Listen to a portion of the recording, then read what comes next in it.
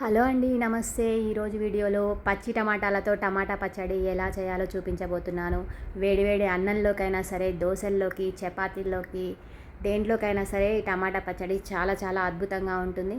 ముందుగా అయితే 6 టమాటాలు, 10 నుండి 15 పచ్చిమిరపకాయలు, 6-7 వెల్లుల్లి రెబ్బలు, 1 టీ స్పూన్ సాల్ట్, కొద్దిగా చింతపండు తీసుకోవాలి. స్టవ్ వెలిగించి ఆయిల్ వేసుకొని పచ్చిమిర్చి వేసుకోవాలి. పచ్చిమిర్చి ఇలా తుంచి వేసుకోవడం వల్ల మగ్గుతాయి. టమాటాలు అలా కట్ చేసుకోవాలి. 5-6 నిమిషాలు వేగిన తర్వాత ఒక హాఫ్ టీ స్పూన్ జీలకర్ర, ఒక హాఫ్ టీ స్పూన్ పసుపు వేసి వేగనివ్వాలి.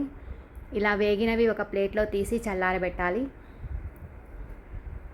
అదే పాత్రలో టమాటాలు కూడా వేసి ఒక 8 నుండి 10 నిమిషాలు అయితే వేగనివ్వాలి. చల్లారిన తర్వాత పచ్చిమిర్చి, చింతపండు, వెల్లుల్లి రెబ్బలు, సాల్ట్ ఇవన్నీ కలిపి బరకగా మిక్సీకి పట్టాలి. మరీ మెత్తగా పేస్ట్గా కాకుండా కొద్దిగా బరకగా వేసుకుంటే పచ్చడి టేస్ట్ చాలా బాగుంటుంది. 8 నుండి 10 నిమిషాలు మీడియం ఫ్లేమ్లో టమాటాలు వేగిన తర్వాత ఒక ప్లేట్లోకి వేసి చల్లారబెట్టాలి. మిక్సీకి వేసుకునే ముందు చల్లారిన తర్వాత మిక్సీకి వేసుకోవాలి.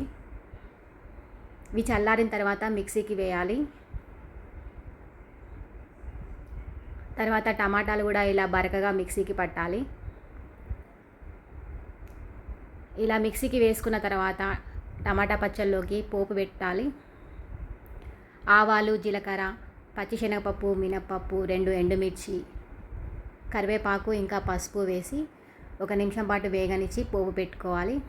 అంతే అండి, ఎంతో కమ్మనైన పచ్చి టమాటా పచ్చడి రెడీ అయినట్టే.